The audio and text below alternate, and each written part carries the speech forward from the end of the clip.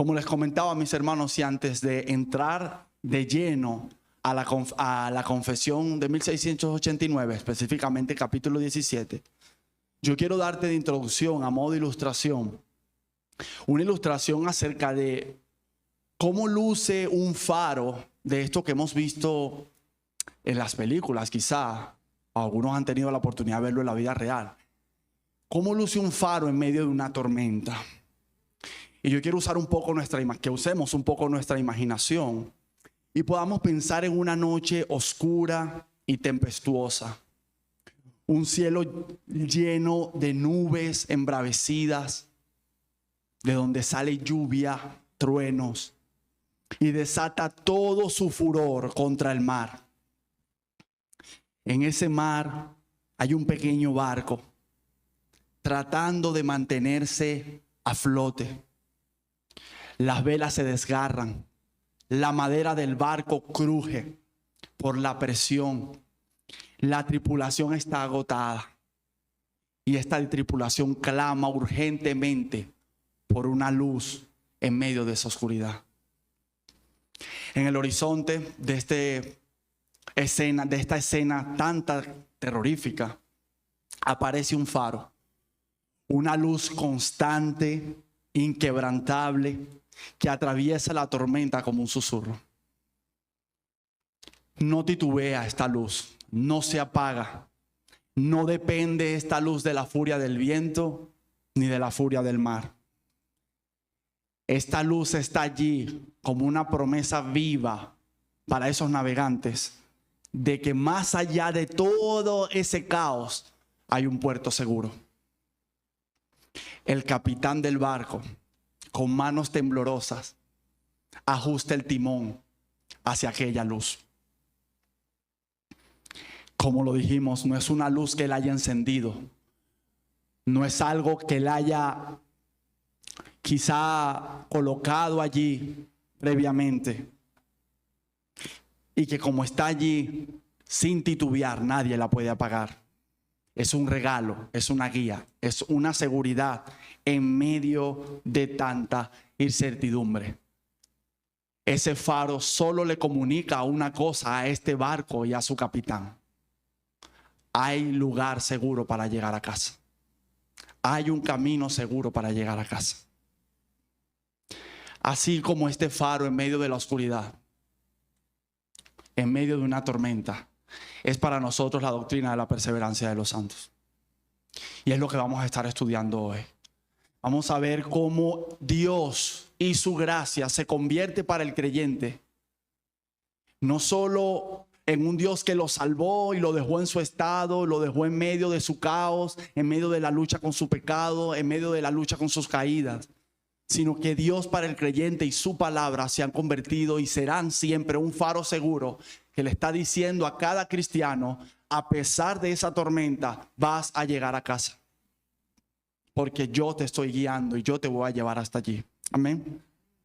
Y sin más preámbulo, quiero decirte que esta clase de hoy la vamos a estar desarrollando a través de 3 puntos que están subdivididos tal cual como está la confesión. En el párrafo 1 vamos a estar viendo la doctrina de la perseverancia definida.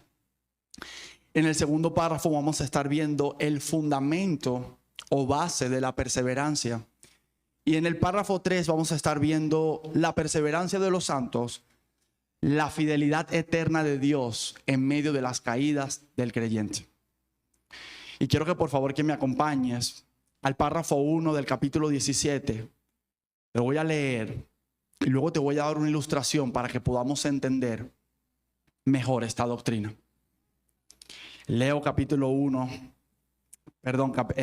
párrafo 1 del capítulo 17 de la perseverancia de los santos.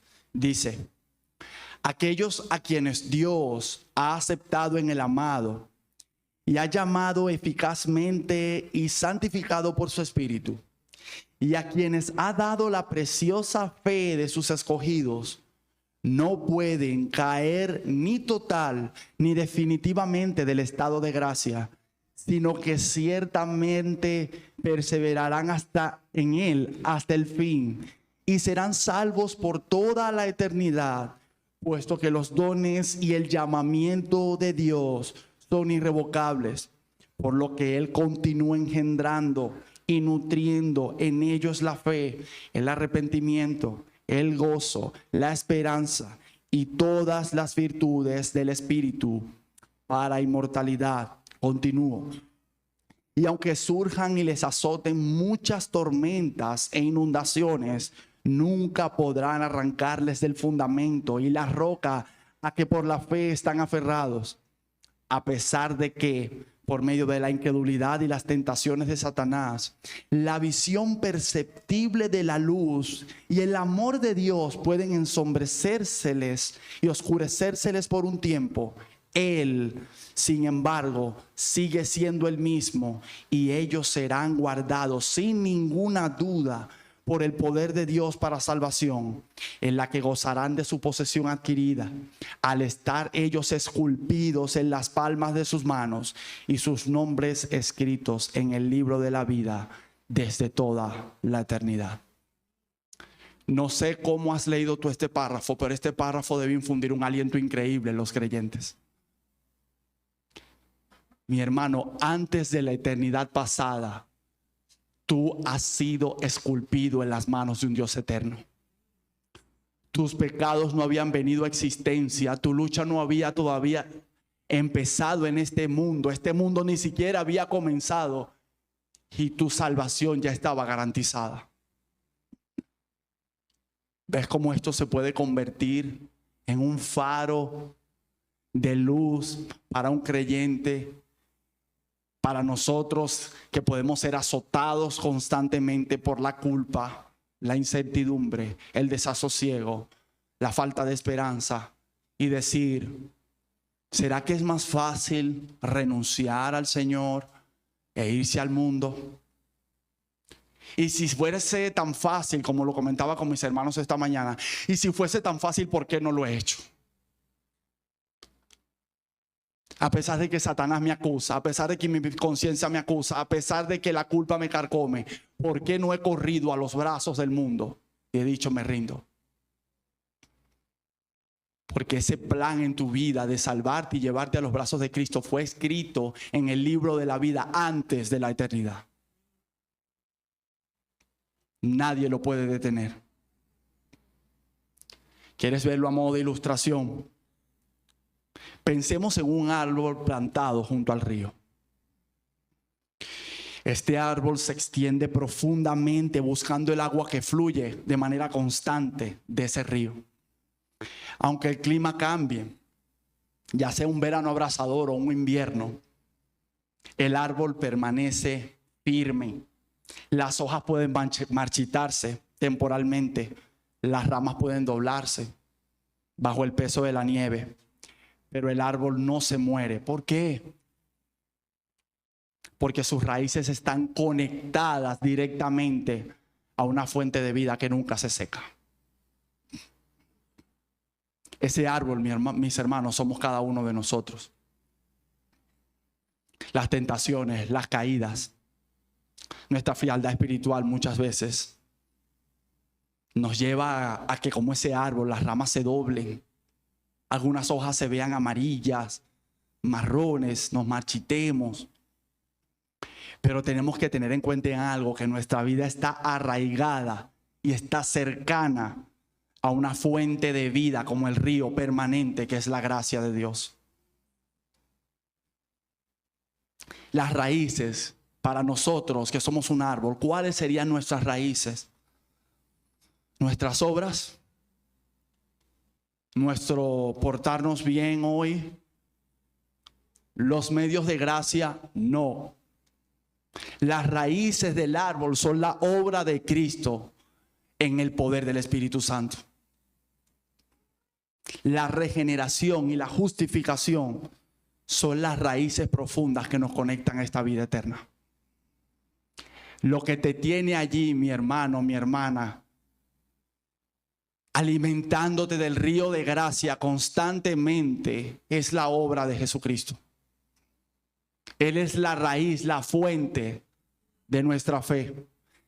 Y a través de esa obra nosotros fuimos regenerados, fuimos justificados, fuimos transformados, fuimos pasados de muerte a vida.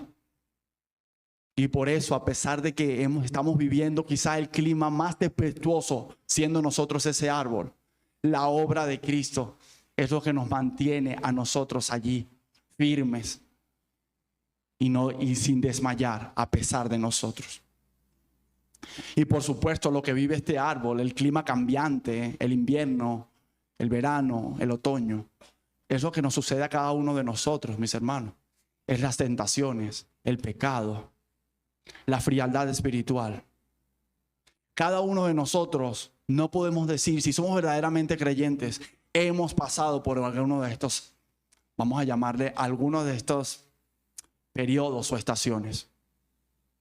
A veces nuestra vida espiritual está floreciendo y uno desea crecer y crecer en esto. Y por supuesto, si somos creyentes, todos deseamos crecer en esto.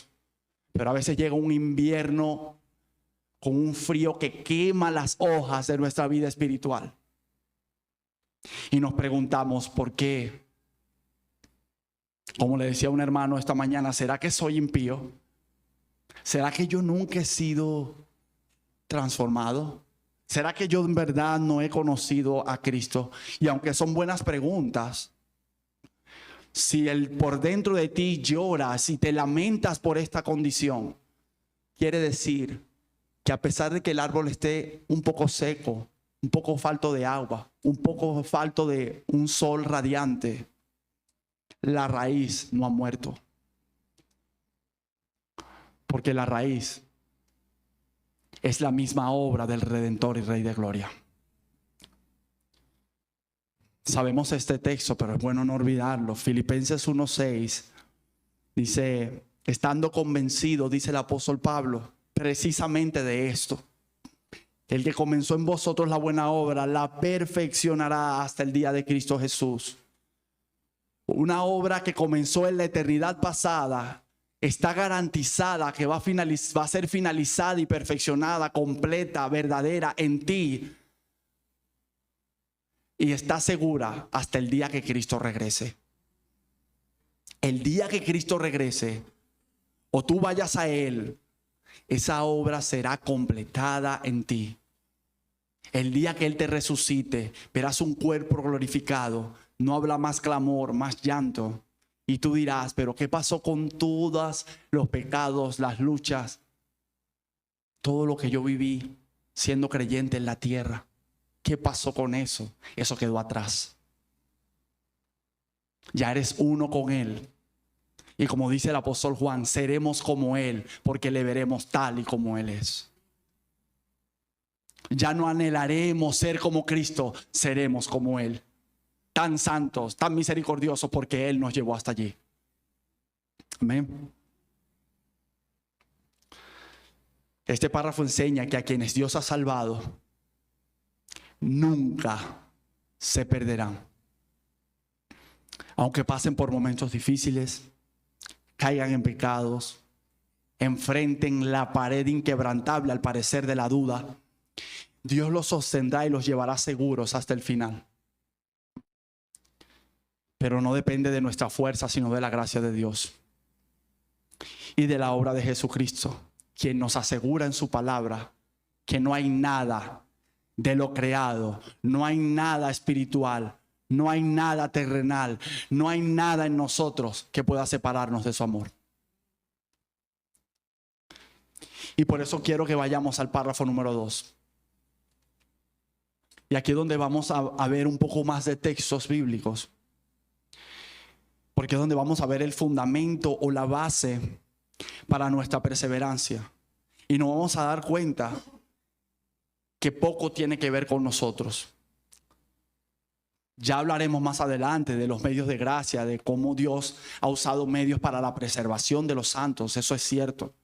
Pero cómo vemos que en el núcleo, en el centro de esta perseverancia y preservación de los santos hasta el final, no estamos nosotros, sino está Dios obrando en nosotros. Dice el párrafo 2 de la confesión lo siguiente: esta perseverancia de los santos depende no de su propio libre albedrío, sino de la inmutabilidad del decreto de elección, que fluye del amor libre e inmutable de Dios el Padre sobre la base de la eficacia de los méritos y la intercesión de Jesucristo y la unión con Él, del juramento de Dios y de la morada de su Espíritu, de la simiente de Dios que está en los santos y de la naturaleza del pacto de gracia, de todo lo cual surgen también la certeza y la infalibilidad de la perseverancia.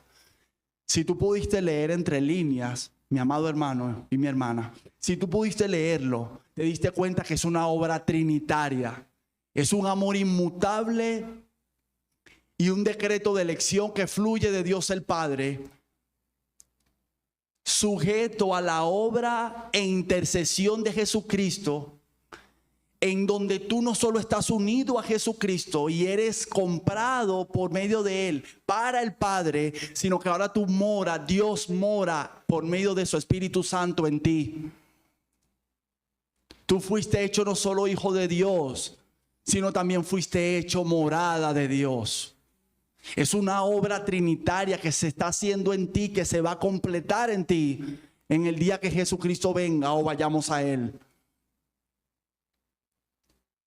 No depende de nuestra libre elección. La perseverancia no depende de que yo hoy voy hacia Cristo, oro, camino con Él, decido caminar en santidad y mañana no. Entonces hoy, como yo no elegí a Cristo, entonces hoy estoy fuera de esa perseverancia. Hoy no soy hijo de Dios porque no decidí ir a Él o ir por Él. No depende de nosotros, depende de nuestro gran Dios trino, esta obra, y del pacto que Él hizo y que juró, no por nosotros. Dios juró por su propio nombre, y ya te voy a leer el texto ahorita. Dios juró por su propio nombre. Ustedes se imaginan si Dios es inmutable, Dios osó jurar por su propio nombre, que nadie podría arrebatar a aquellos que eran suyos. Y no solo juró por por su nombre, sino que Dios obró de una manera tan poderosa que envió a su Hijo en semejanza de hombre a morir por pecadores como nosotros, aceptando una obra tan poderosa como la obra de Jesucristo, resucitándole de los muertos y diciendo no solo yo pagué por ellos y acepto esa obra, sino que ahora ya no hay templo para mí, sino que mi templo son cada uno de ellos.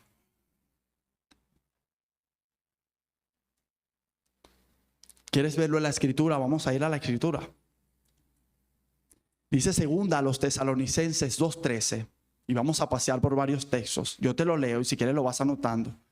Segunda a los Tesalonicenses 2:13 dice: pero nosotros siempre tenemos que dar gracias a Dios por vosotros, hermanos amados por el Señor, porque Dios os ha escogido desde el principio para salvación, mediante la santificación por el Espíritu y la fe en la verdad.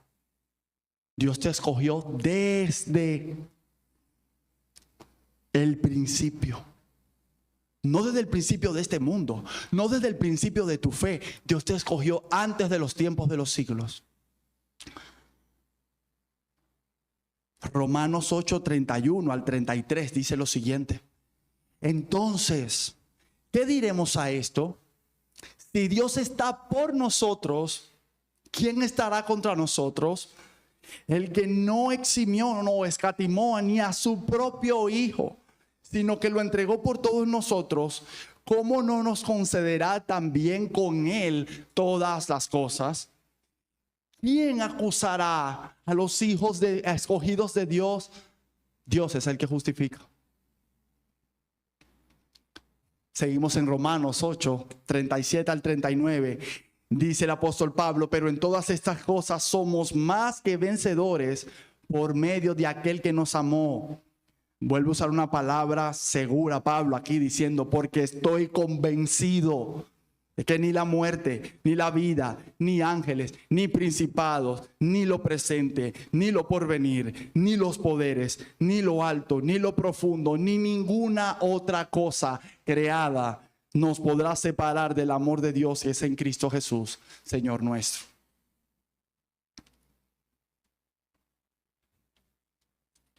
del texto que estábamos leyendo antes, un poco más, Romanos 8:34. ¿Quién es el que condena?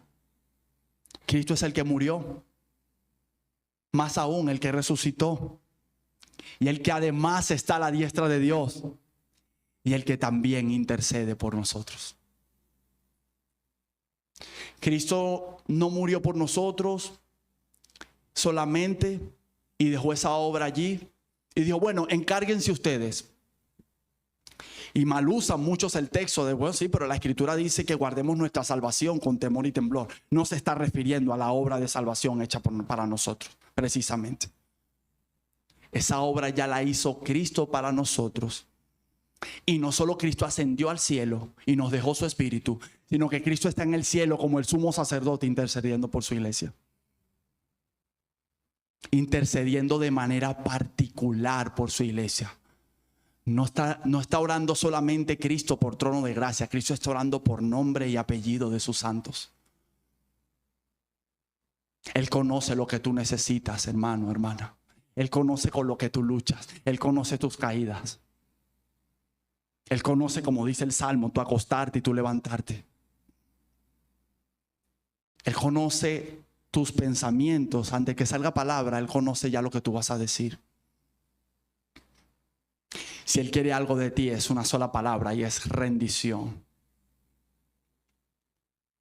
Porque esta perseverancia, caminar hasta el final, no depende de nosotros, sino depende primeramente y últimamente de Él. Te decía el texto acerca de que Dios había jurado por su propio nombre. Dice Hebreos 6, 16 al 20 lo siguiente. Porque los hombres juran por uno mayor que ellos mismos. Y para ellos un juramento dado como confirmación es el fin de toda discusión. De la misma manera, Dios, deseando mostrar más plenamente a los herederos de la promesa la inmutabilidad, es decir, que su no va a cambiar, de su propósito, interpuso un juramento. Que así, la Biblia está diciendo que así como nosotros los hombres juramos por uno mayor que nosotros, para dar fin a cualquier discusión, Dios mismo nos deja este modelo diciendo, también interpuso un juramento. Y para mostrarnos a nosotros los herederos de una manera más clara que su propósito no iba a cambiar. A fin de que por dos cosas inmutables, dice el 18, en las cuales es imposible que Dios mienta, seamos grandemente animados los que hemos huido para refugiarnos, echando mano de la esperanza puesta delante de nosotros, la cual tenemos como ancla del alma, una esperanza segura y firme, y que penetra hasta detrás del velo. Y miren el verso 20, donde Jesús entró por nosotros como precursor, hecho según el orden de Melquisedec, sumo sacerdote para siempre. No solo Dios interpone un juramento por sí mismo, diciendo, los que yo he comprado, nadie los podrá arrebatar de mi mano, porque lo juro por mi propio nombre, y Dios no puede mentir. Si hay algo incapaz, si hay algo que Dios no puede hacer, es mentir. Pero en segundo lugar, hay uno detrás del velo, en el lugar santísimo eterno, que intercede por nombre y apellido, y es Jesucristo. Y en el pasado, los sacerdotes intercedían por el pueblo y morían. En el presente, el sacerdote eterno, Jesucristo, intercede y no morirá jamás. Así que si tú sientes que flaqueas, tienes que saber que hay un sacerdote que está orando por ti todos los días por la eternidad, hasta que estés con Él o Él venga por ti. Si lo podemos imaginar, mis hermanos, la vida cristiana es como caminar, o de hecho, lo dijo Cristo, es caminar por una senda estrecha. A veces el camino es difícil. Podemos tropezar o incluso desviarnos. Pero Dios nos ha dado una especie de bastón para caminar, que es la fe. Una especie de mapa o un mapa que es su palabra. Y una guía segura que es el Espíritu de Dios. para ayudarnos a seguir, para no caminar solos. Él está con nosotros en cada paso. Dios nos sostiene. Esto no depende de nuestra fuerza, sino de la de Él. La fe y el arrepentimiento, aún caminando en esta vida cristiana, déjame decirte que son dones de Dios. Si tú te arrepientes y tú tienes la fe en Él, eso no es tuyo, eso te lo dio el Señor.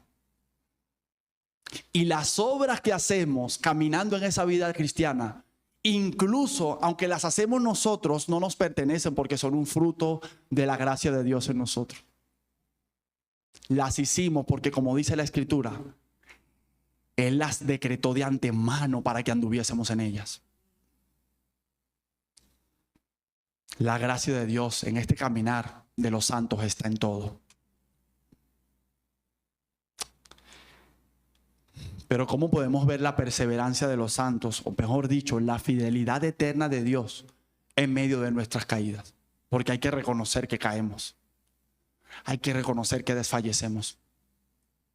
Debemos reconocer muchas veces que nuestra vida espiritual no es la más fervorosa. Debemos reconocer que nuestros pensamientos no son los más santos. Debemos reconocer que muchas veces nuestra vida con respecto a la palabra de Dios no anda muy bien. ¿Qué podríamos pensar entonces en la fidelidad de Dios en medio de nuestras luchas? Eso es lo que vamos a ver en el párrafo 3, y quiero que me acompañes, por favor.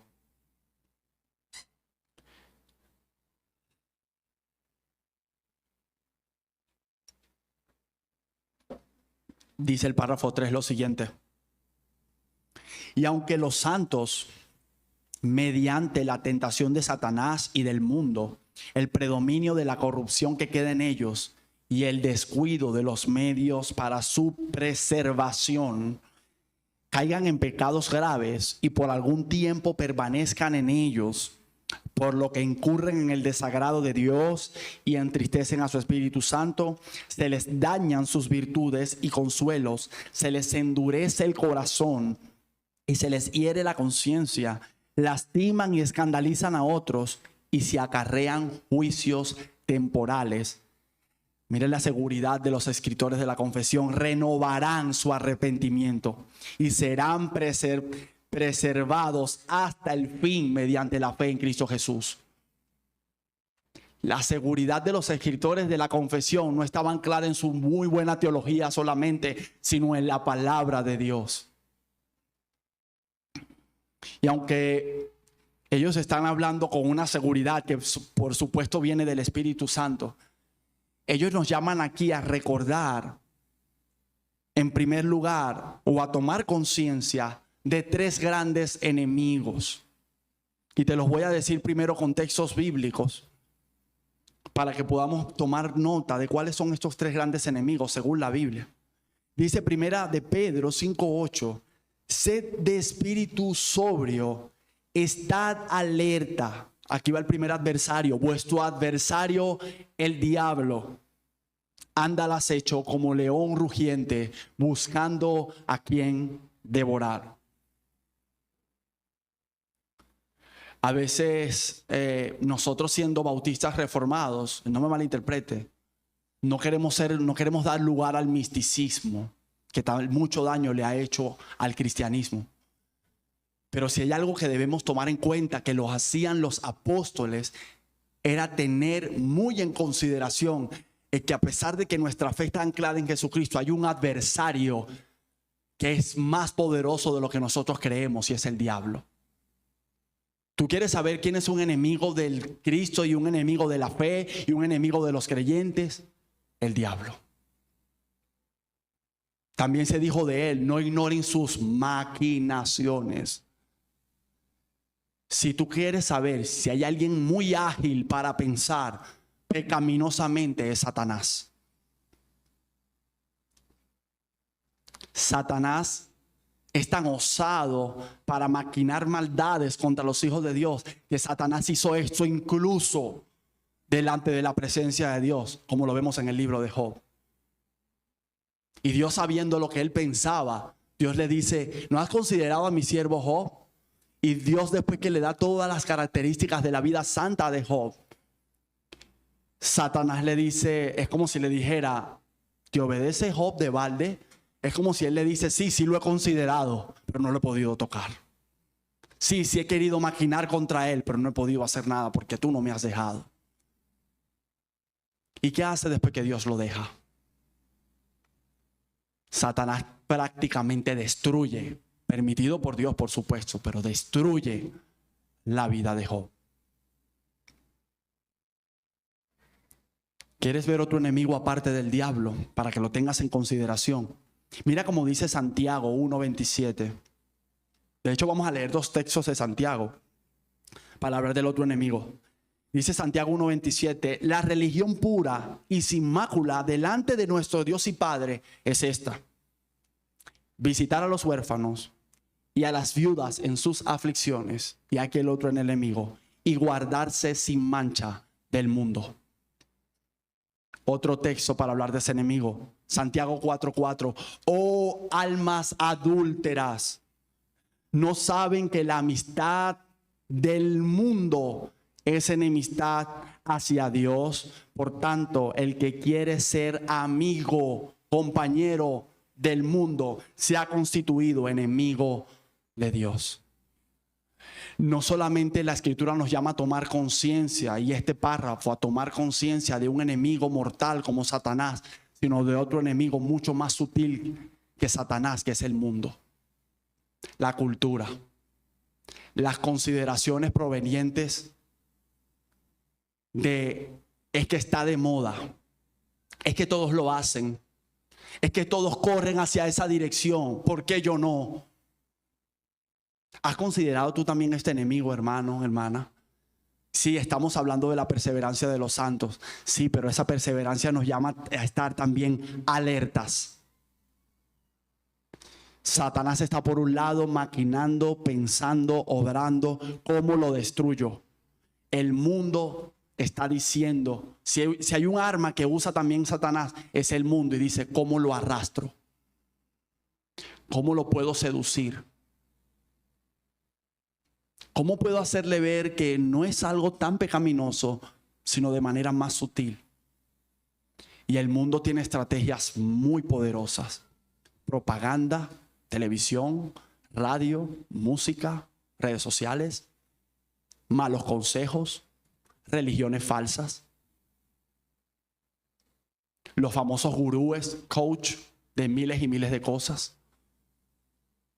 Y la palabra da una consideración acerca de algo y nosotros dimos, sí, pero yo sopesé eso que yo estoy haciendo, que estoy considerando. Primero lo pasé por la palabra y en segundo lugar lo pasé por las palabras del coach tal. La palabra no tiene tanta razón, porque es como se quedó como obsoleta la Biblia. Mejor hago este consejo, y el consejo es carnal, pecaminoso, mundano, satánico, y nosotros le damos una consideración. Santiago dice, si tú haces esa consideración, si haces esa consideración con el mundo, te estás constituyendo un enemigo de Dios. Pero hay otro enemigo, y este quizás es el que hace más daño porque vive dentro de nosotros. Dice Romanos 8:12 al 13, así que, hermanos, somos deudores no a la carne, para vivir conforme a la carne. Porque si vivís conforme a la carne, habréis de morir. Pero si por el Espíritu hacéis morir las obras de la carne, viviréis. Y este es el enemigo interno. Esta es la sombra que te persigue de aquí hasta la gloria. Esta es la sombra que vio Pablo. Este es el cadáver putrefacto que vio Pablo a su lado cuando dijo, miserable de mí, ¿quién me va a libertar de este cuerpo, de este Pablo putrefacto que me consume, que me carcome, que me pide, peca, aléjate de Dios, cae, reconsidera, vuelve a tu antiguo yo? Y este es el enemigo que debemos considerar que nos ha hecho más daño. Porque este es el que se convierte en, que yo lo he llamado muchas veces, en el abogado interno. El que te excusa, El que cuando pecas te dice, pero no es tan malo. El que cuando estás en la hora de la tentación te dice, considéralo. Recuerda que a ti en el mundo eso era lo que te gustaba. Y tú dices, pero yo no debería meditar contra el pecado, debería batallar contra él. Y él te dice, no, pero esto no es tan fuerte como tú crees. Recuerda que él te puede perdonar. Hazlo. Y caemos y pecamos y nos desviamos y decimos, ¿con quién dialogué yo? ¿Con el Espíritu de Dios? ¿Con la palabra? ¿Yo me expuse a la palabra? No. Dialogué con el yo interno que me dijo, hazlo. Y no te hace menos culpable. Entonces, en primer lugar, este último párrafo nos llama a considerar 3 enemigos: Satanás, el mundo y la carne. Pero también nos hace un llamado a considerar y a tomar conciencia de los medios que Dios ha determinado para la preservación y perseveración de los creyentes. ¿Has pensado algún momento que cuando se habla de la perseverancia en la fe cristiana y se hacen libros y hay autores, sabemos que hay muchos autores acerca de este tema, y cuando empiezan a advertir estos autores acerca de apostasía, desvío o retroceso espiritual, ¿qué podemos creer nosotros que estos autores tienen en mente? Cuando dicen, este cristiano, esta cristiana pudo estar apostatando, abandonando la fe porque está descuidado. Déjeme decirte que ellos tienen en mente los medios de gracia, repetidos muchas veces desde este púlpito por nuestros pastores y diáconos, pero no para dejarlos a un lado. Ellos tienen en mente la lectura de la palabra, la meditación en la palabra, la oración privada, la adoración familiar, la adoración pública, la oración pública y la comunión entre creyentes. Ellos se están refiriendo a un descuido en el sentido que un cristiano debe estar 100% en todo esto. Y si hay un checklist, el cristiano debe marcar 100 puntos en cada uno. No precisamente. Ellos se están refiriendo que el cristiano verdadero tiene en consideración cada uno de estos medios y está creciendo, quizás en uno más rápido que otro, quizás va en uno va en 20 puntos, en uno va en 15, en uno va en 10, pero está buscando sinceramente crecer en todos. Ahora, si el cristiano descuida todos estos medios y dice, no me interesa ninguno, ni la comunión con la palabra, ni la oración privada, ni la oración pública, ni el culto, ni la adoración familiar, ni compartir con un hermano, ni orar con un hermano, no me interesa nada de esto. Sí, quizás puede ser un cristiano muy, muy frío y muy endurecido en su pecado. O puede estar confirmando que es una persona incrédula. Pero es para que consideres, mi hermano, que no solamente tenemos 3 enemigos, sino que también hay cosas que abandonamos. Y por tanto, Dios, lo que estamos diciendo es que queremos abandonar lo que Dios nos ha dado para preservar nuestra fe. Esos son medios que Dios dio. Y nosotros debemos echar mano de ellos. Podemos levantar la mano quizás y decir, me cuesta orar, todos, bienvenido al club. Me cuesta leer la Biblia, bienvenido al club. Incluso me cuesta congregarme. Pero si en tu corazón hay un anhelo, quiero crecer en esto, quiero crecer, quiero caminar con esto, no lo descuides. Pídele al Señor que te dé su fuerza para seguir creciendo en cada uno de estos medios. Amén. Y quiero que para cerrar, luego de haber visto esta perseverancia que Dios sostiene, yo quiero que volvamos a la imagen del faro del principio. A veces no te has puesto a pensar, mi hermano, mi hermana, que nosotros estando en este barco, que es la fe en Cristo, nos podemos encontrar como estos marineros que incluso cuando las olas sobrepasan el barco, se rompen las velas. Nosotros hemos visto imágenes, por supuesto, o videos actuados de esto en películas.